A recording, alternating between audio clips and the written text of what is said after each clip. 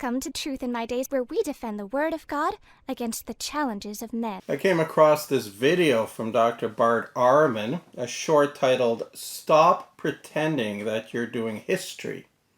Let's check it out. What you do have is you've got people saying they saw Jesus alive after his death, and you have to come up with an explanation for that. If you have a miraculous explanation for that, okay, you can't show that historically. It's what you believe. But you shouldn't pretend you're doing history, because you can't do history to prove what God did. Well, let's see who's actually pretending here. First, what does it mean to say we're doing history? Well, what is history? History is accounts of what happened in past times. When we do history, it means studying and learning about those things that happened in past times. And how do we do that? Through written documentation. To know what happened in the past, someone must have written it down and bequeathed those written records to us. They must have come down to us so that we can know.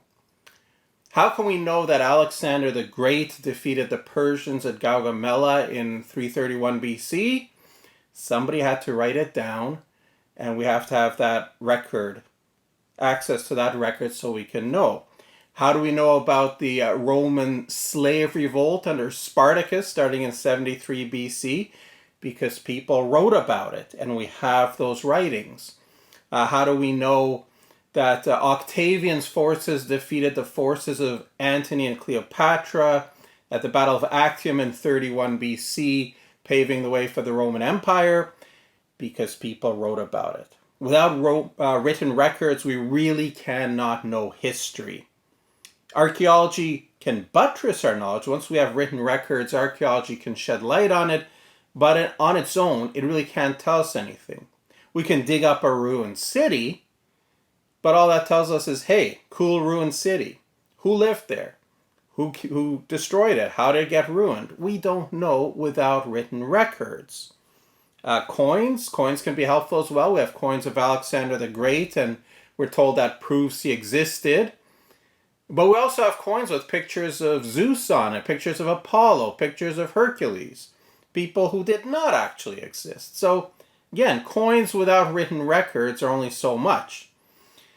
Yes, there are inscriptions in stone, but if there are words in them, those are written records. So that's how we know what happened. We look at written records, we look at the accounts of what happened in the past based on the writings that have come down to us. We do want to assess the quality of those writings. Were the people who wrote them eyewitnesses to the events? If not eyewitnesses, did they live in the time of eyewitnesses where they would have access to information, first-hand information? How many records do we have? Can we be sure that the records came down to us as they were written? Do we have enough manuscripts to back that up?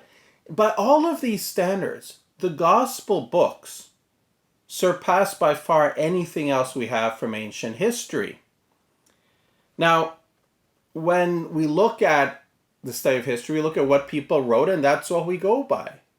Unless we have some good and compelling reason not to, we look at what people say happened, and we conclude that's what happened. What does that documentation, that unparalleled documentation for Jesus say? It says that he did miracles.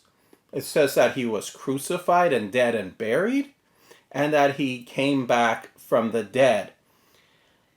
This is what our historical sources, our documentation tell us. And so, contra Dr. Ehrman, the proper conclusion from proper historiographical method is that, yes, Jesus rose from the dead.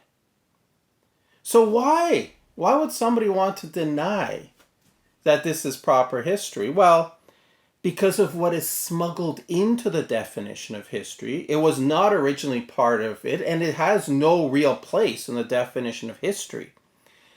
But the same secular forces who want to deny anything supernatural have smuggled into what is not historical method. They have smuggled in a metaphysical bias that tells you that anything supernatural cannot have happened.